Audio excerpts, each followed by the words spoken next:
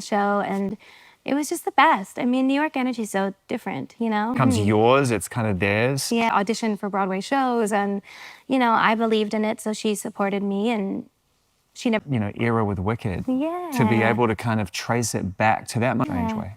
It's nice. It's pieces of the puzzle that have always been there, finding their way back again, and just a nice balance of everything. It's beautiful. I hope you love it. I'm excited for you to see it. Yeah, I can't wait to see it. And I was excited to know you were taking part in doing it. We know, or we knew. I feel like, and then I was like, wait a minute, there's space and freedom to write within a concept, to push it even further.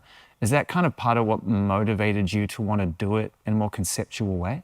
Yeah, I think so. I mean, I think there's such a freedom within art in general, because you really can pull from anywhere. You can pull from your truth, you can pull from a concept, you can pull from a film, from a story you're telling, from a story about a relationship that a friend told you, from, you know, art is really, it can come from anywhere. Yeah, finding a home in Eternal Sunshine. Because when we hear songs now, I think start attributing all of these things, and then they don't become songs anymore. They become lyrics and words, and they stop being... Clickbait has always been there in certain ways, in different ways. Also, I do think that there are so many more people that are just able to listen to the music and take what they need. Eternal Sunshine, Ignorance is bliss. No, you're not being idealistic at all. The access is from it. Right, because it's no longer mine, really. You know, it starts with a question and it ends with an answer. The album had that start, that question,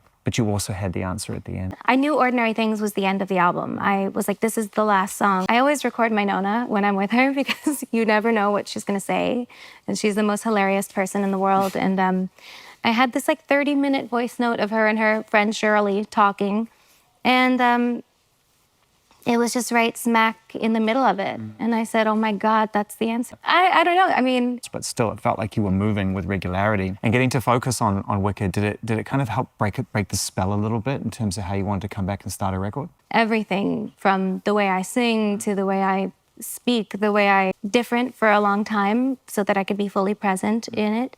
So much more special and so much more enjoyable. I've been able to be so much more present and enjoy it and savor it this time in a way that I don't think I was able to before. On your own, just figuring out what the songs meant to you and how you were going to construct them and produce them. Beats that we liked and we wanted to expand upon, and he left me with like a big folder experience. I don't know, it was really special. And then, of course, that I wrote were End of the World and Eternal Sunshine. So those are both Shintaro's as well. So, and you knew the concept of that moment. Eternal Sunshine came out because that was ultimately where it was going to add up to the idea. I mean, at least that's how it feels for everybody, I'm sure. I mean, it's like we sure make a real habit of taking a look at even the good things in our life and looking just past them at what could... I think anxiety is just a byproduct of being alive. I actually think it's not something that you get afflicted with. I think it's something you learn to live with and say, okay, I see you. Yeah. How can we live together? How can we survive together?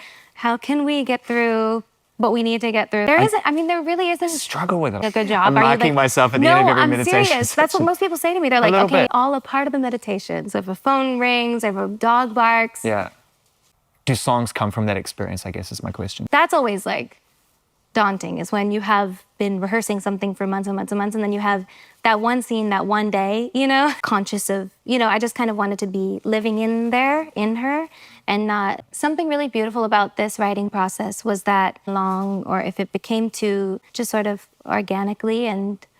Because it was fast, right? You did it quickly. Like how they led to... Letting it go. Yeah. Yeah, I can imagine that was kind of part of what was going through. Will you tell me what was going through your mind when you first started to play it to people and the emotion caught you off guard? It's just a long time to be doing this, and I think this is the first time that I have felt for so long. Yeah. And this is like our first time that we've done this, that it's felt this way for me. And also that I've been able to, but I'm like excited to. Does that make sense? I'm excited, I'm like proud and grateful, and I feel like, well, to make this art. And for so long, I think and it was really impacting my ability to be able to love what I do for a long time. Oh my God, I don't want to get choked up, but yeah, it was really making me resentful, I think, for a little bit of time. I think that's why I was so choked up, even just playing them the songs, because I was like, whoa, this feels so different this time. pit me against people I love. I didn't know that, you know, it was gonna